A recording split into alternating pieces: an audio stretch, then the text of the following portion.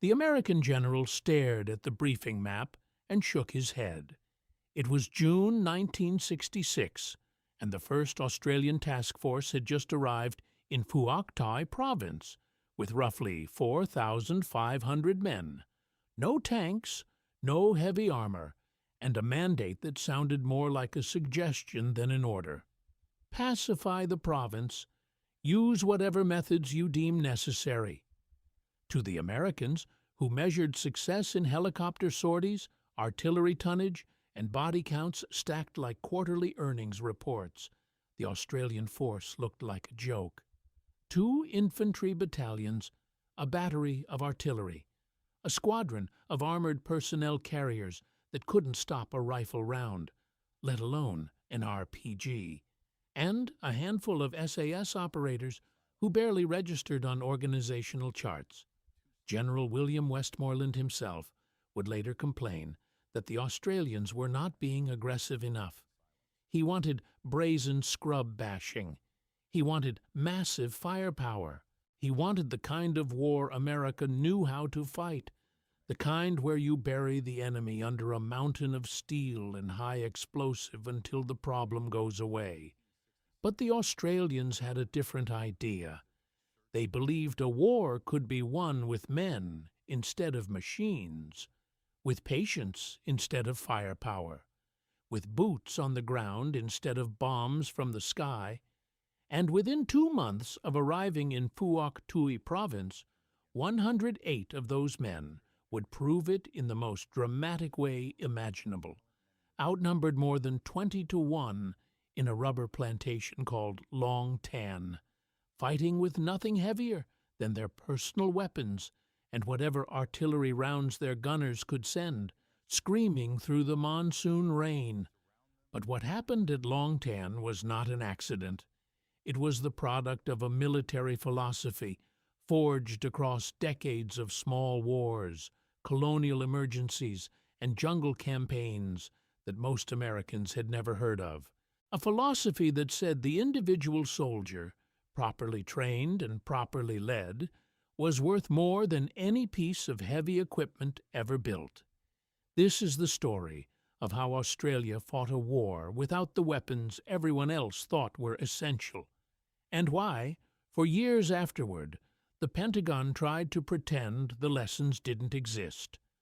To understand why the Australians arrived in Vietnam without tanks, you have to understand where they had been before. And the answer takes you to the steaming jungles of Malaya, a decade before the first American advisors ever set foot in Saigon.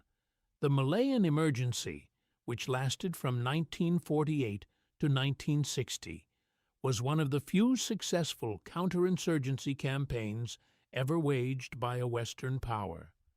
Communist guerrillas of the Malayan National Liberation Army had established themselves in the dense tropical jungle of the Malay Peninsula, launching raids on plantations, ambushing police patrols, and attempting to overthrow the British colonial government. The British response, initially clumsy and conventional, eventually evolved into something far more sophisticated under the direction of Lieutenant General Sir Harold Briggs and later General Sir Gerald Templer. The lessons that emerged from Malaya were revolutionary. The British military recognized that in a low-intensity jungle war, the individual soldier's skill and endurance mattered far more than overwhelming firepower. Artillery couldn't hit what it couldn't see. Tanks couldn't maneuver through vegetation so thick that visibility dropped to 3 meters. Bombers couldn't distinguish guerrillas from the civilian population that sheltered them. What worked was something else entirely. Small patrols, deep jungle penetration, patient ambushes set along known guerrilla trails, intelligence gathered through rapport with local populations rather than brute interrogation. The strategy Templer championed was encapsulated in a phrase that would echo through military doctrine for generations. The answer lies not in pouring more soldiers into the jungle, but in the hearts and minds of the people. Australia had been deeply embedded in this campaign. Australian forces served alongside British and Commonwealth troops throughout the emergency, learning firsthand that the jungle rewarded patience and punished aggression. They learned that a five-man patrol moving silently through primary jungle could accomplish what an entire battalion of noisy, crashing conventional infantry could not. They learned that the enemy could be starved of support, isolated from his supply lines, and hunted through terrain where heavy equipment was worse than useless, where it was an actual liability. When the emergency ended, Australia didn't file those lessons away. It institutionalized them. The Jungle Training Centre at Canungra, Queensland, which had originally been established during the Second World War to prepare troops for the horrors of fighting the Japanese in New Guinea, was reopened and expanded. From 1955 onward, it became the crucible where Australian soldiers were forged into jungle fighters. The commandant from 1955 to 1957 was Colonel F.P. Sarong, who would later become the first commanding officer of the Australian Army training team in Vietnam. The caliber of instructors was extraordinary. Men who had fought in the jungles of Borneo, New Guinea, and Malaya. Men who carried the scars and the knowledge of what worked and what got you killed. At Canungra, soldiers learned a bewildering array of drills designed to maximize lethality while keeping them alive. Contact drills to the front, flank, and rear. Counter-ambush procedures, reconnaissance techniques, patrol formations for every type of terrain. Tracking, counter-tracking, how to set an ambush that would destroy an enemy patrol in 4 seconds flat. How to move through jungle so dense you couldn't see the man 5 meters ahead of you. And above all, how to do it quietly, invisibly, leaving no trace that you had ever been there. The training was brutal. Companies were pushed through increasingly demanding exercises throughout which every individual and every unit was assessed for readiness. At its peak during the Vietnam era, Canungra processed up to 10,000 students annually across a military area of nearly 16,000 acres. The men who emerged from those weeks of punishment in the Queensland hinterland were not the same men who went in. They were leaner, harder, and possessed of a confidence in their own abilities that no amount of heavy armor could replicate. The training didn't stop at Canungra. Every battalion warned for service in Vietnam was put through additional weeks of preparation specific to the theater.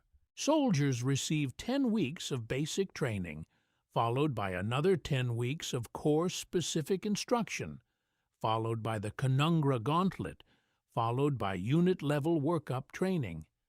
By the time an Australian infantryman stepped off the transport at Vung Tau, he had undergone a minimum of 6 months of progressive, intensive preparation, most of it focused specifically on the kind of war he was about to fight.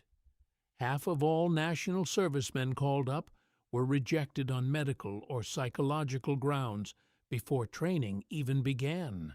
Those who made it through were carefully selected and ruthlessly honed.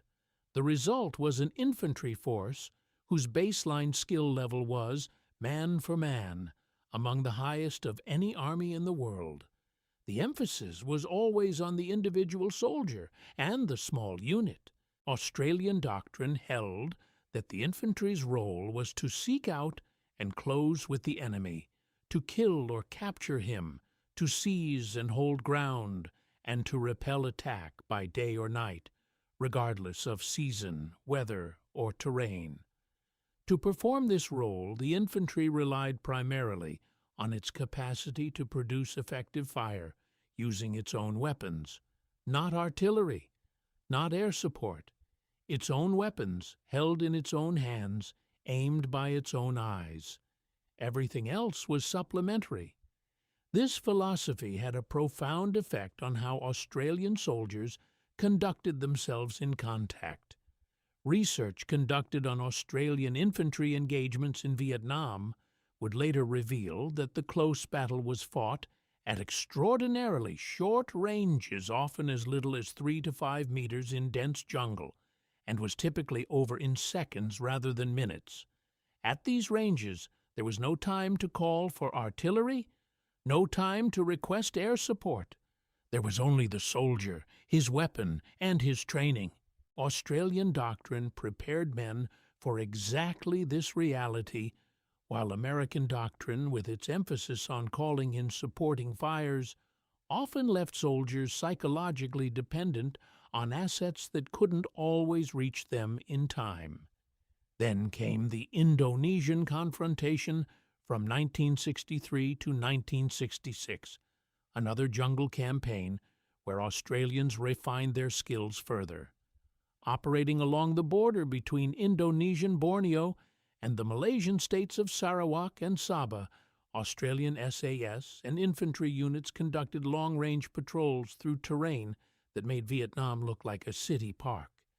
Visibility measured in single-digit meters, humidity that rotted equipment and blistered skin, an enemy who knew the jungle intimately and used it with lethal efficiency. By the time Australia committed forces to Vietnam in 1965, its army possessed something no amount of money could buy: institutional memory. 3 consecutive jungle campaigns spanning 2 decades. A doctrine built not on theory, but on blood. A generation of officers and NCOs who had personally experienced what happened when you tried to fight the jungle with conventional methods, and what happened when you adapted to it instead.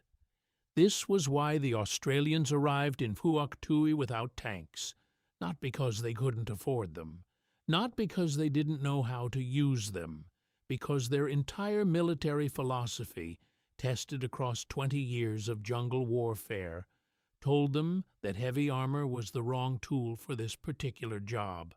The jungle demanded something else, and the Australians had spent 2 decades learning exactly what that something else was. When the first Australian task force established its base at Nui Dat in the heart of Phuoc Tuy Province in mid-1966, the American commanders, watching from Saigon, expected the Australians to operate the way Americans operated: fly in by helicopter, conduct search and destroy sweeps, call in airstrikes and artillery when you made contact, pull out and repeat. The Australians did none of those things. Instead, they did something that baffled and infuriated their American allies. They patrolled, endlessly, methodically, obsessively. Small groups of men, typically at platoon strength or smaller, moved out from Nui Dat day after day and night after night, saturating the province with a web of patrols and ambushes that the Viet Cong could neither predict nor avoid. The numbers alone told the story. In a typical month, the Australian task force conducted hundreds of patrol and ambush operations across Phuoc Tuy Province. Each one was different route, different objective, different timing. The Viet Cong could never establish a pattern because there was no pattern to establish. An area that was quiet one night might have 3 separate ambush teams the next.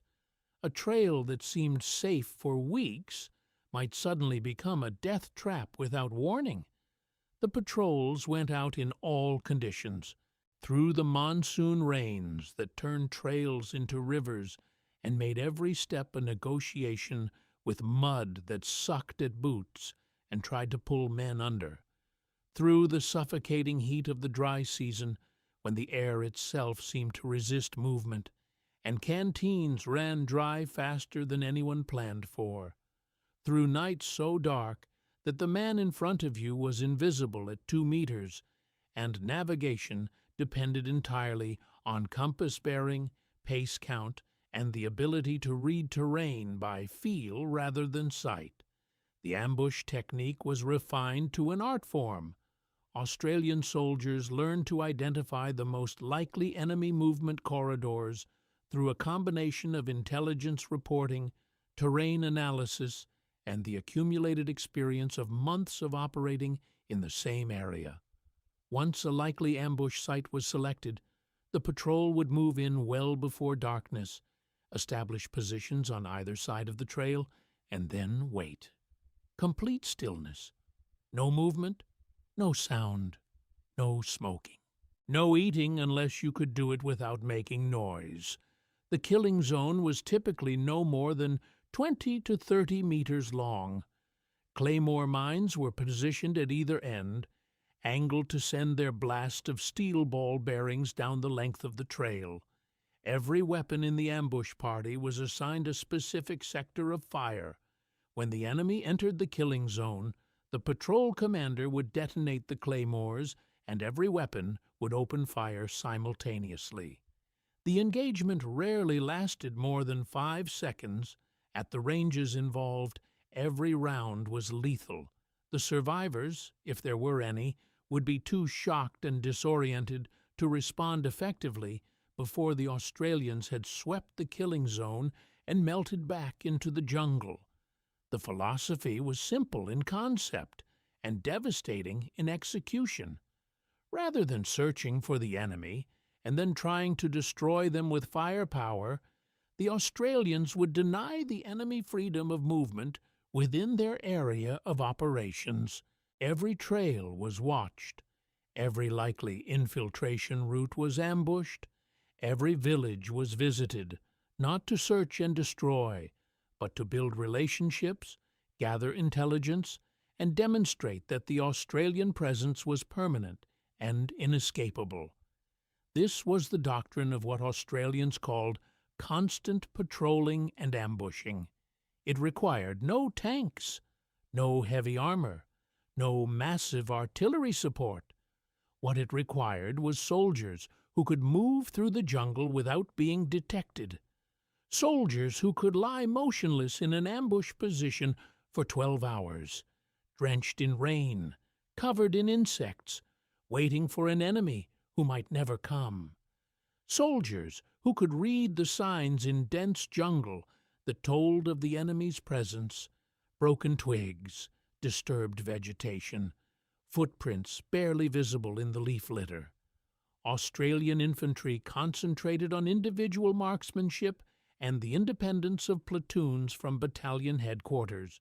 Where American doctrine emphasized centralized control and the rapid application of overwhelming force, Australian doctrine pushed authority down to the lowest possible level. A platoon commander in the jungle couldn't wait for battalion to tell him what to do.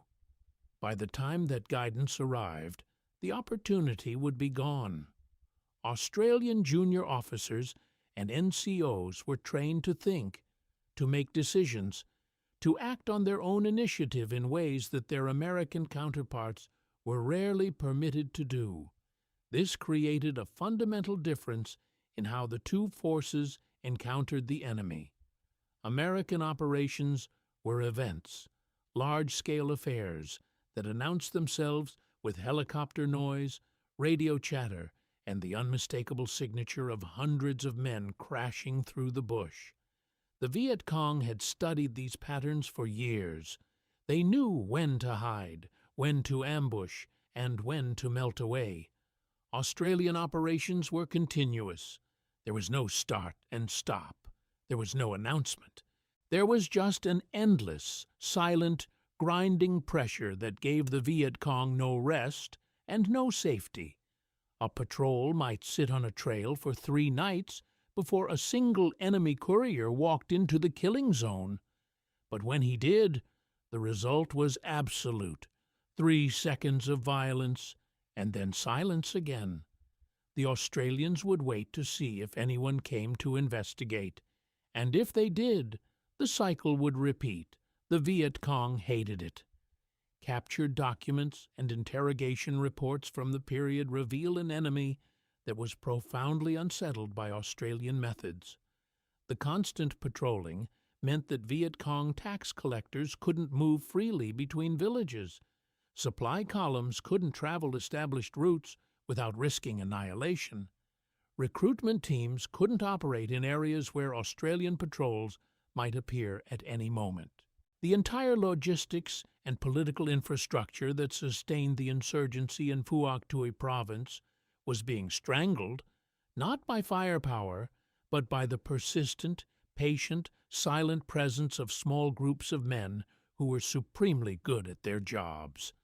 The proof came at Long Tan, and it came in a way that nobody, Australian or otherwise, had planned for. In the early hours of August 17, 1966, the Nui Dat base shook under a bombardment of mortar and recoilless rifle fire. The attack lasted 22 minutes, wounded 24 soldiers, and sent a clear message. The Viet Cong considered the Australian presence a threat worth responding to. The 275th Main Force Regiment, possibly reinforced by at least one regular NVA battalion, and the local D445 Provincial Mobile Battalion had moved into position east of the base. Intelligence suggested they numbered between 1,500 and 2,500 fighters, a force that outweighed the Australian garrison many times over. The following morning, B Company 6 RAR was sent out to locate the enemy firing positions and follow withdrawal routes. They found abandoned positions but no enemy.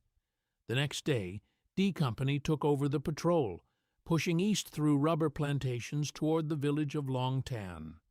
On the afternoon of August 18, 1966, D Company of the 6th Battalion, Royal Australian Regiment, walked into a firestorm.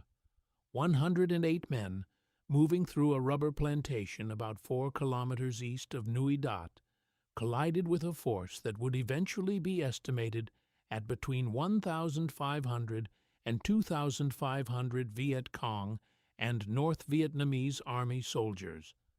The 275th Main Force Regiment, reinforced by at least one NVA battalion, and the local D445 Provincial Mobile Battalion. The circumstances were the worst imaginable.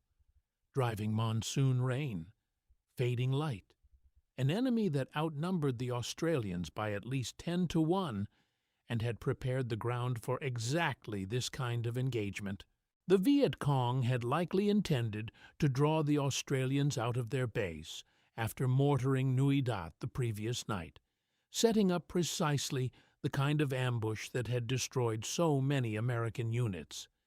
D Company had no tanks, no armored support anywhere nearby, no air cover because the storm clouds were so thick that the American F-4 Phantoms that responded to the call for help couldn't identify targets on the ground and dropped their ordnance harmlessly beyond the enemy positions. What they had were their rifles, their training, and their artillery. For 3 hours, Major Harry Smith's company fought off wave after wave of massed assault.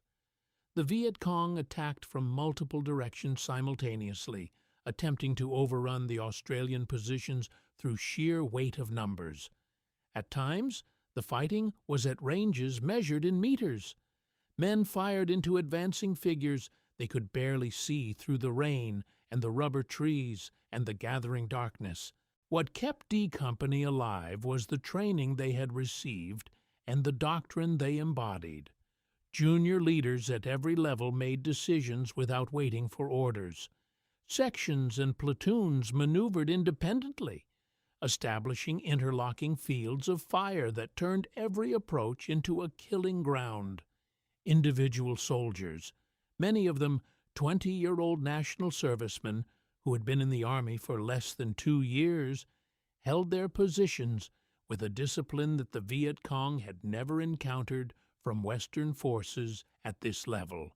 And the artillery, the supporting fire from the 105mm howitzers of 103 and 105 field batteries at Nui Dat, along with the New Zealand guns of 161 battery, was the decisive factor.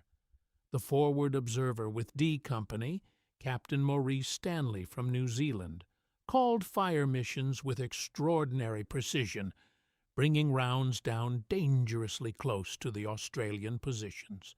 The shells came screaming through the rain, bursting among the advancing Viet Cong with devastating effect, breaking up formations, disrupting command and control, and buying the infantry precious minutes every time a new assault gathered momentum. When ammunition ran desperately low, 2 pilots from 9 Squadron RAAF flew their Iroquois helicopters through the storm at treetop height and kicked boxes of ammunition out the doors directly into D Company's position. It was flying that should have been impossible in those conditions. The pilots did it anyway. Late in the battle, relief finally arrived. Not tanks, but armored personnel carriers from A Squadron, 3rd Cavalry Regiment, carrying men from A Company 6 RAR. The APCs crashed through the rubber plantation and into the enemy positions, their machine guns blazing, and the weight of their intervention finally broke the Viet Cong assault.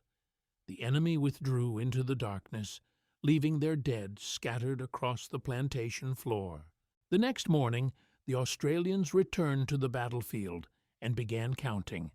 They found 245 enemy bodies in the plantation and surrounding jungle, with evidence that many more had been carried away. 18 Australians had been killed, 24 were wounded. Long Tan proved something that the American military establishment was not ready to hear.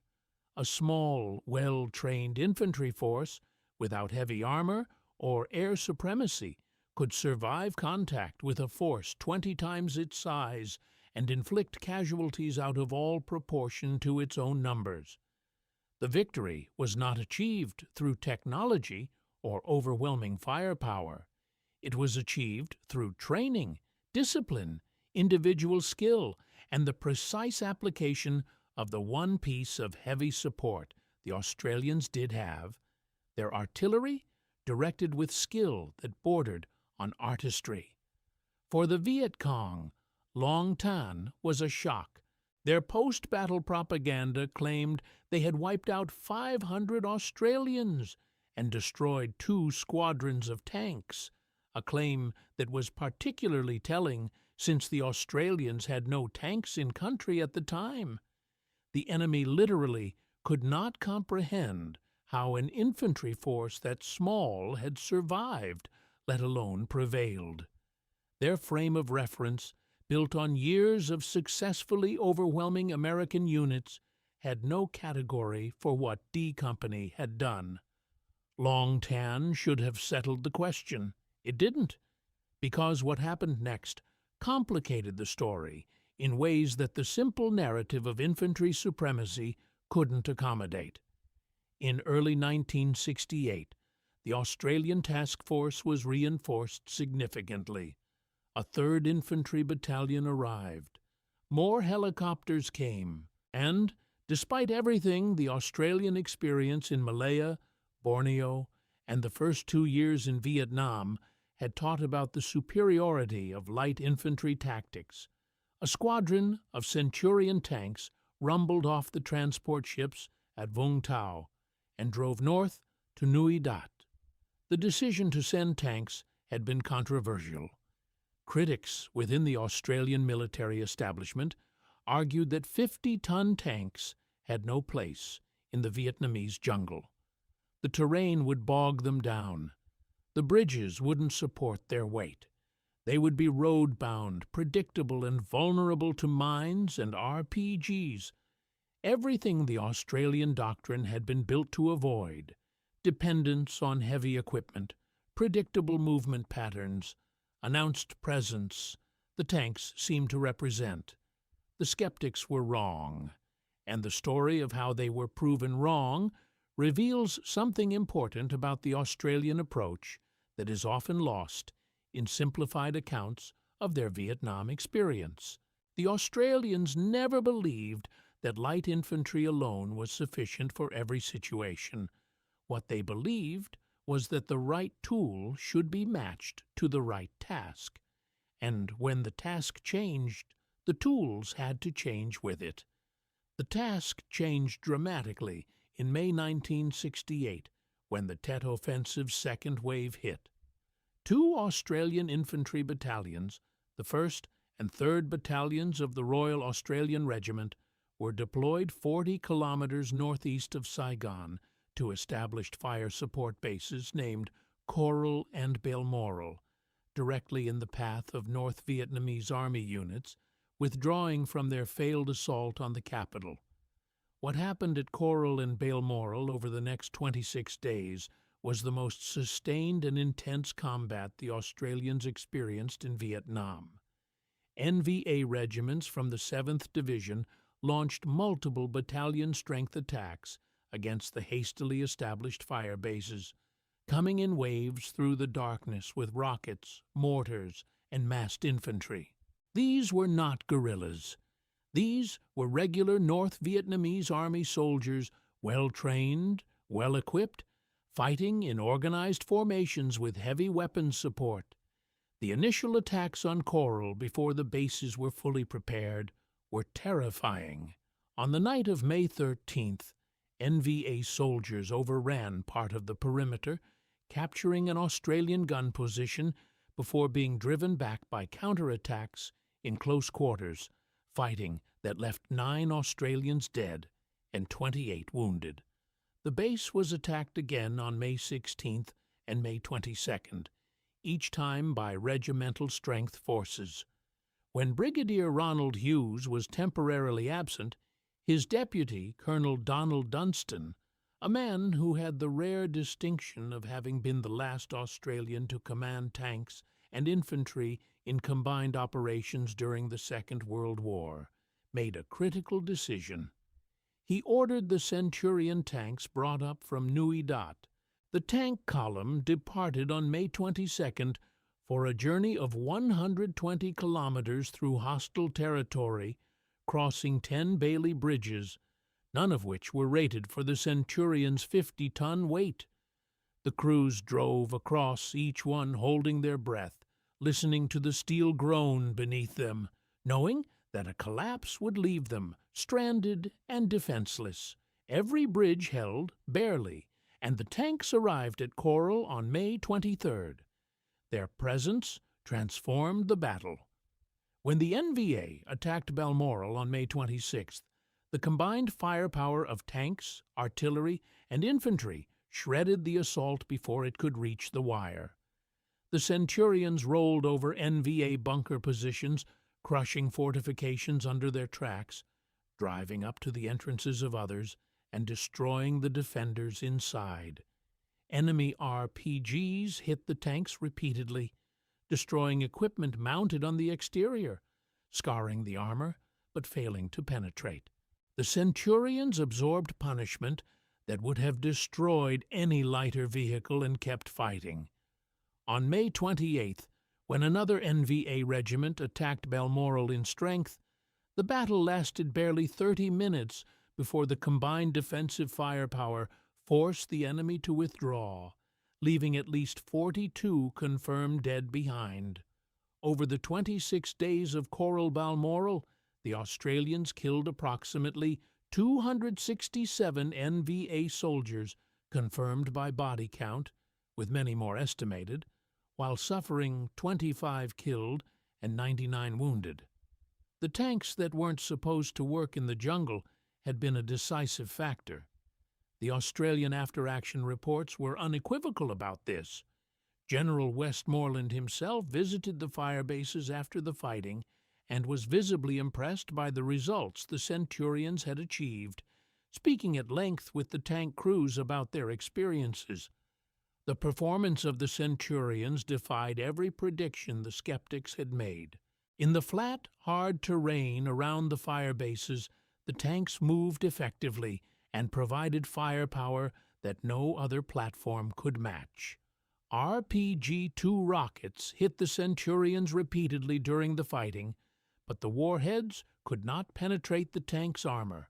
Equipment bolted to the exterior was destroyed, aerials were shot away, Stowage bins were shredded, but the crews inside remained protected and the tanks remained operational. The psychological effect on the NVA was profound. They had been trained to believe that RPGs would destroy any armored vehicle. When the Centurions absorbed hit after hit and kept rolling forward, it shattered assumptions that had governed NVA anti-armor doctrine for years. After Coral Balmoral, the Australian command expanded the tank presence in Vietnam.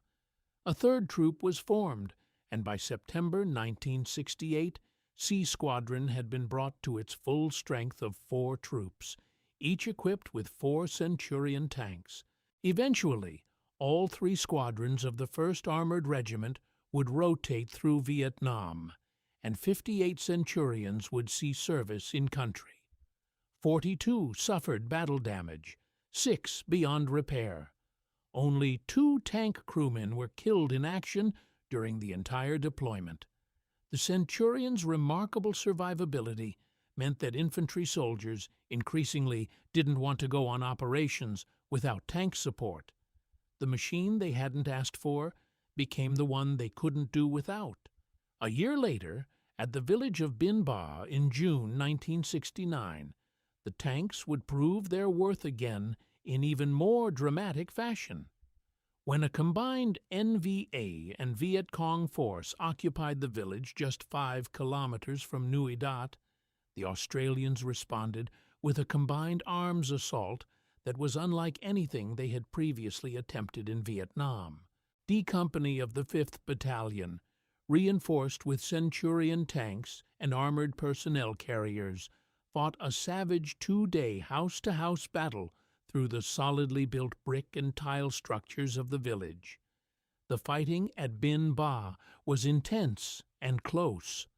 RPGs fired from concealed positions at point-blank range damaged multiple Centurions, knocking 3 of the 4 tanks in the initial assault out of action within the first hour. But the tanks absorbed hits that would have killed everyone in a lighter vehicle, and their crews kept fighting even with wounded men inside the turrets. When the first troop was knocked out, a fresh troop moved in to replace them. The infantry followed the tanks through the streets, clearing houses room by room, sometimes encountering enemy soldiers at arm's length. 1 Australian was killed and 10 wounded. The NVA lost 99 dead, mostly from the 33rd NVA Regiment, which was subsequently forced to abandon Phuoc Tuy Province entirely. The after-action report described the Centurion tanks as a battle-winning factor. This might seem like a contradiction. The army that believed in light infantry, patience, and small patrols had won one of its most significant victories with tanks smashing through a village. But it wasn't a contradiction at all. It was the essence of the Australian approach. The Australian philosophy was never that tanks were unnecessary. It was that the tactics must match the situation. When the situation called for silent patrols and patient ambushes, you sent men on foot with nothing heavier than what they could carry. When the situation called for armored assault against a dug-in enemy in prepared positions, you sent in the Centurions. The Americans, by contrast, tended to apply the same solution to every problem. Firepower, more of it. If it wasn't working, increase the dosage. Search and destroy operations that generated enormous noise, enormous expenditure of ammunition, and enormous body counts, but that never seemed to permanently alter the strategic situation in any given province. The enemy would withdraw, wait for the Americans to leave, and then return. The Australians understood something that eluded American strategic thinking for most of the war. Firepower was a tool, not a strategy. You could pour artillery onto a jungle map grid until the craters overlapped and the trees were splinters. And if you hadn't done the patient work of understanding where the enemy actually was, All you'd accomplished was creating very expensive holes in the ground. The intelligence had to come first. The understanding had to come first. The connection to the population had to come first. Then, and only then, did you apply force, and you applied exactly as much as the situation demanded, and not an ounce more. This was why the Australian SAS, those tiny five-man patrols that so baffled American observers, were so devastatingly effective. They were the intelligence-gathering edge of the sword. They moved through the jungle at speeds that Americans considered operationally absurd, covering as little as 100 meters per hour, because speed was noise, and noise was death. They eliminated every signature that might betray their presence, the scent of soap and cigarettes, the distinctive tread patterns of military boots, the sound of branches snapping underfoot. They became part of the jungle in ways that the enemy could not detect. The SAS methodology bordered on the obsessive. Before deploying on patrol, operators would stop using soap and deodorant for days, allowing their body chemistry to shift away from the chemical signatures that the Viet Cong had learned to associate with Western soldiers. They ate local food. They switched from manufactured cigarettes to local tobacco, or quit smoking entirely. By the time they entered the jungle, they carried no scent that didn't belong there. Their movement technique was a study in controlled patience. The point man would take a single step, placing his foot with the precision of a man crossing a minefield, choosing ground that would bear weight without compression or sound. Then the entire patrol would freeze, not reduce movement, cease all movement entirely. For minutes at a time, they would stand absolutely still, scanning with their eyes, testing the air, listening with an intensity that seemed almost predatory. They processed every sound the jungle produced, the rhythm of bird calls, the drone of insects, the rustle of monkeys in the canopy, building a baseline that would immediately flag any disruption caused by human presence. The result was a patrol that generated no detectable signature whatsoever. The jungle soundscape recovered completely between each movement. Birds continued singing. Insects kept droning.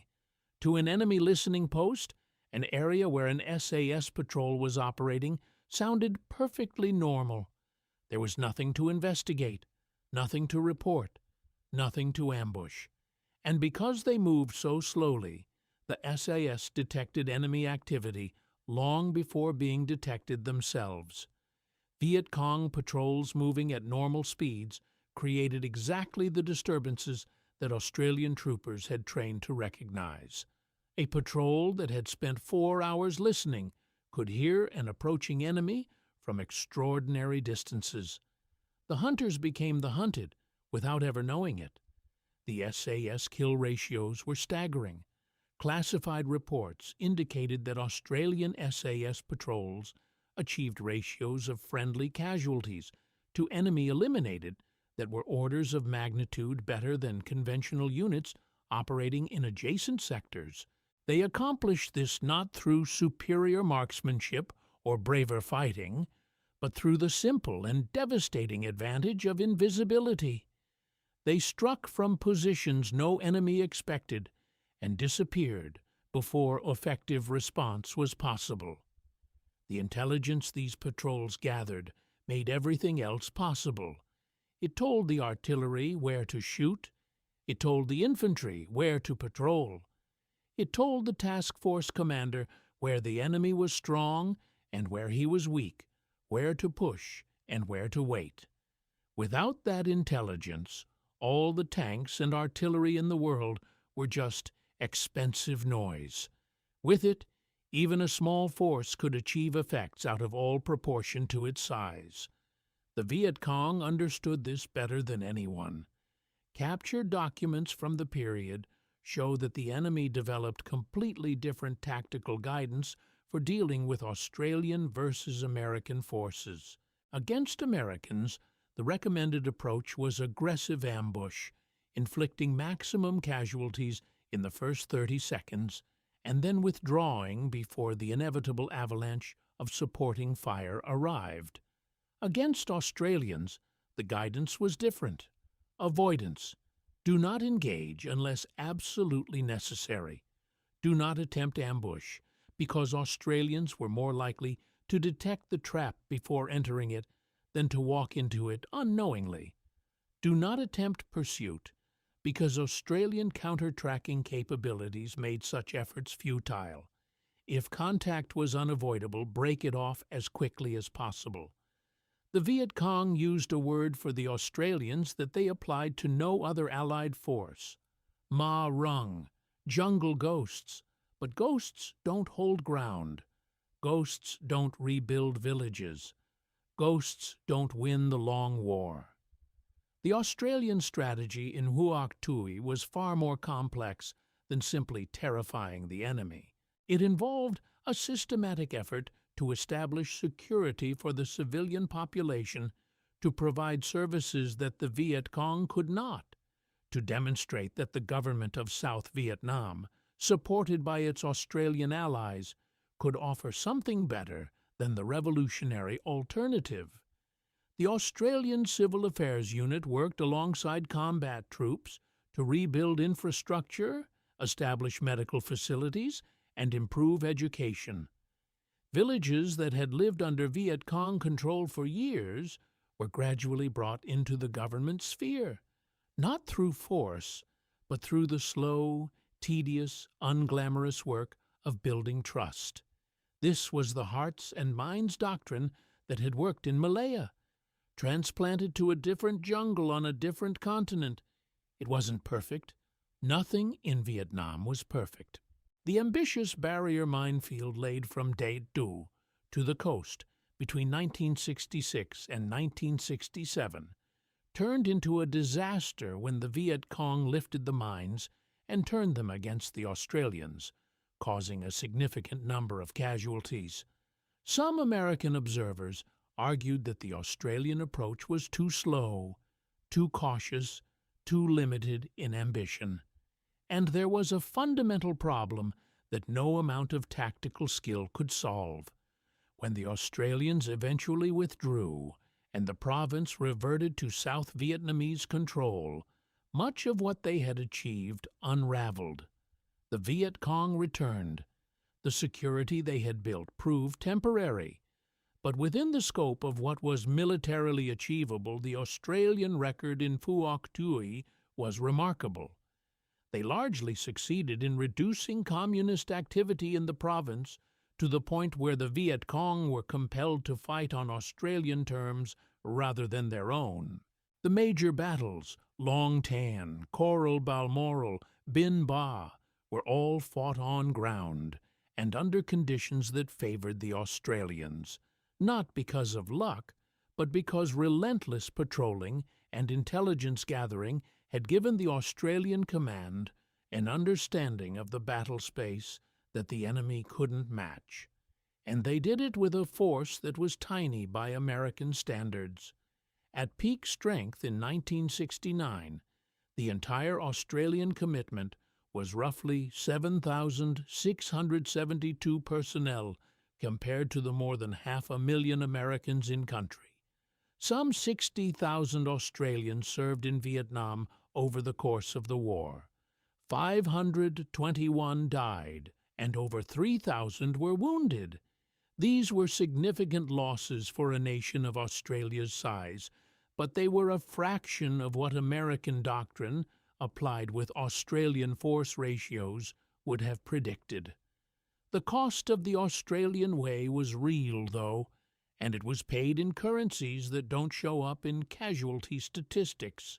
The men who learned to move through the jungle like phantoms, who trained themselves to suppress every human instinct in favor of pure predatory awareness, who spent weeks at a time in a state of hypervigilance so intense that it fundamentally altered their neural pathways, those men came home changed.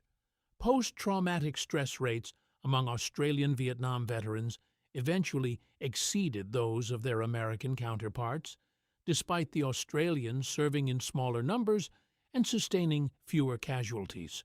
The very skills that made them extraordinarily effective operators made them strangers in their own communities.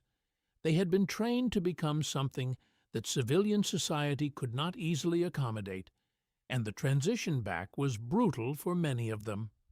The final American assessment of Australian operations in Vietnam, completed in 1974, 3 years after the last Australian combat troops departed, reached conclusions that challenged everything American doctrine had assumed. Small unit operations by highly trained personnel outperformed large unit operations supported by massive firepower. Psychological dominance could be achieved through persistent presence rather than destructive force, and the right combination of tools, applied to the right tasks, from silent 5-man patrols to 50-ton Centurion tanks, could achieve results that neither approach could accomplish alone. But perhaps the most important conclusion was one that went beyond tactics and equipment entirely. The Australians had succeeded because they respected their enemy.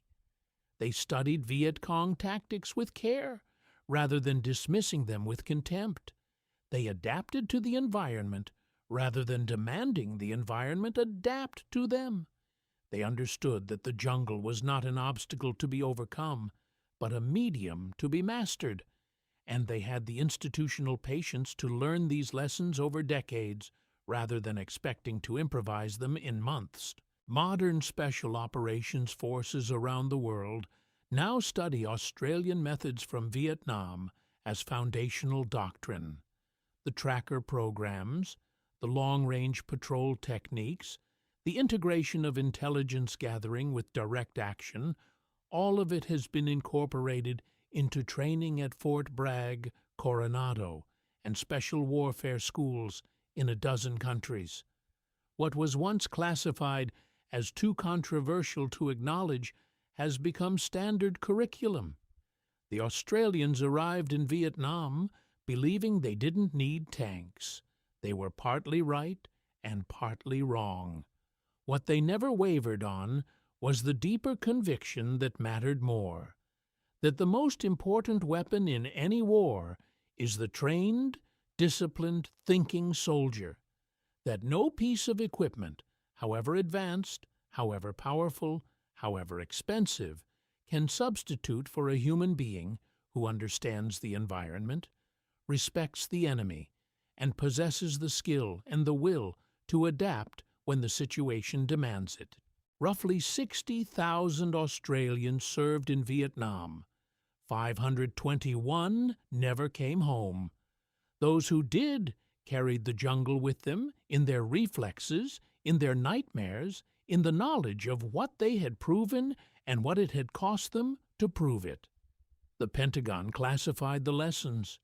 The enemy feared the men who taught them. The survivors lived with the consequences. And the debate about whether firepower or fieldcraft wins wars continues to this day. Half a century after a small force from a country most Americans couldn't find on a map answered the question in the rubber plantations and rice paddies of Phuoc Tuy Province. They answered it with skill, with patience, with blood, and with a philosophy that said the most dangerous weapon on any battlefield isn't the one that makes the most noise. It's the one you never see coming. The irony is that the Australians shared their methods freely. They invited American observers to accompany their patrols. They briefed American commanders on their doctrine. They demonstrated their techniques to anyone willing to watch and learn. Individual American officers recognized the value of what the Australians were doing and advocated adoption of their methods. Some of the most decorated American officers of the Vietnam era praised Australian methods extensively in their post-war writings. But institutions do not change because evidence demands change. They change when the cost of not changing becomes unbearable. For the American military in Vietnam, the cost was distributed across thousands of individual casualties rather than concentrated in a single catastrophic failure that might have forced immediate reform. Each ambushed patrol was a separate incident. Each detected operation was an individual failure attributable to specific circumstances rather than systemic flaws. The pattern was visible only in aggregate statistics that senior commanders had professional reasons not to examine too closely. It would take the humiliations of the post-Vietnam era, the failed rescue mission in Iran in 1980, the chaos of Grenada in 1983, to force the fundamental reorganization of American special operations that finally incorporated the principles the Australians had demonstrated effective decades earlier. Delta Force, the expanded SEAL teams, the entire apparatus of modern American unconventional warfare traces a direct line back to lessons that were available for learning in the rubber plantations and jungle trails of Phuoc Tuy Province in 1966. The Australians knew what worked. They proved it at Long Tan, at Coral and Balmoral, at Bin Ba, and in 1,000 unnamed patrols and ambushes that never made the newspapers. The proof was written in the operational reports, in the captured enemy documents that counseled avoidance of the jungle ghosts, and in the faces of the men who came home alive because their doctrine put them in positions of advantage rather than positions of vulnerability. 60,000 Australians served. 521 names were carved into memorial walls. The rest carried something home that couldn't be carved in stone: the memory of what they had accomplished, the knowledge of what it cost, and the quiet certainty that they had answered one of warfare's oldest questions in the most definitive way possible. You don't win wars with equipment. You win them with soldiers. And the soldiers who win are the ones who adapt, who learn, who refuse to fight the last war when the current one demands something different. That was the Australian lesson in Vietnam. It remains the Australian lesson today. And for anyone willing to study it honestly, it remains one of the most important military lessons of the 20th century.